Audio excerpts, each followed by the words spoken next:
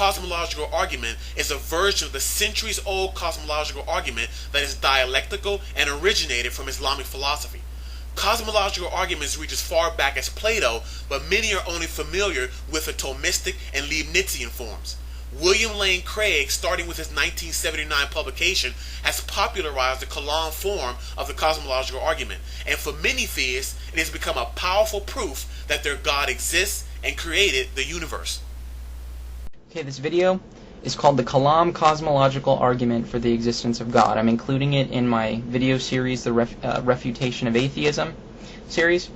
And this, in my mind, is the most powerful evidence for the existence of God that I can offer. Some people may disagree, but I feel that this argument is absolutely the most, just the strongest argument I have in my arsenal, I think, in the case for theism. Now that we see how much weight some theists give for the Kalam, let's have Dr. William Lane Craig render a brief explanation and the syllogistic reasoning behind the KCA. The Kalam argument is deceptively simple in its formulation. It consists of basically three steps. Premise one is that whatever begins to exist has a cause. Something cannot come into being uncaused out of absolutely nothing. Premise two is that the universe began to exist. And the remarkable development that has occurred is that for the first time, we now have solid scientific evidence for the truth of that second premise, that the universe began to exist. And from those two premises, it follows logically, therefore, the universe has a cause of its existence. Whatever begins to exist has a cause. The universe began to exist, therefore the universe has a cause of its existence. And that points to a reality beyond the universe, a transcendent reality beyond space and time, and therefore non-physical and immaterial, which created the universe out of nothing and brought it into being.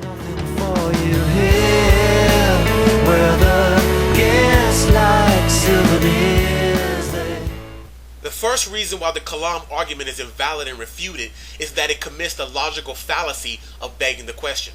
This is because the phrase "whatever begins to exist" is not presumed to accommodate anything other than God, and that puts God to the definition of the premise of the argument that is supposed to prove his existence in the first place. The second reason why the Kalam argument is invalid and refuted is that the two premises that support the conclusion both commit compositional errors. This is because the premise "whatever begins to exist has a cause" commits the fallacy of composition because, to quote Francois Tremblay, the first premise tries to infer a necessary causality on a whole, the universe, on the basis of observation of such attribute in the parts, the existence around us. The attribute being transposed here, being caused, is relational and therefore cannot be transposed. Thus, the KCA cannot generalize from caused entities around us to the universe in this manner. The second premise, "the universe began to exist," forces us to draw an inference between the items in the set and apply to the set as a whole. For that to be valid, one must fallaciously presuppose a realm beyond the universe in which the universe can be taken as an item in a larger set itself, within which it is contained, limited, and defined, which gives way to a compositional error via the fallacy of begging the question, since such a realm beyond the universe is entirely unproven and in question itself. The third reason the Kalam is invalid and refuted is because it fails to identify, either through its syllogism or subsequent explanations for its syllogism, its defining essentials. And the word that is essential for it to define is the word universe. The KCA depends upon the Big Bang being the beginning of everything, for if not, then there's a part of existence that is unaccounted for, that itself may be eternal, or may never have begun to exist, or caused our Big Bang as a local inflationary expansion, or caused the rest of the universe in its overall entirety.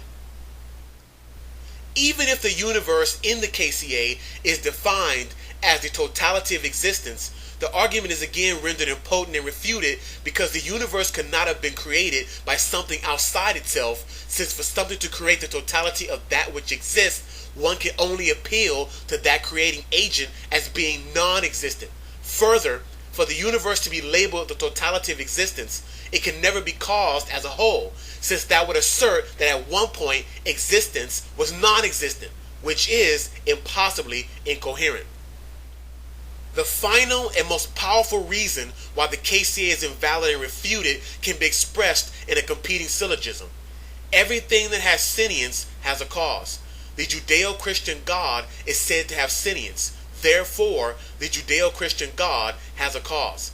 This syllogism can easily be ported to any God, since most, if not all gods, are said to be sentient in some form or fashion, and all referrals to reality attest that sentience does not arise without antecedent causation.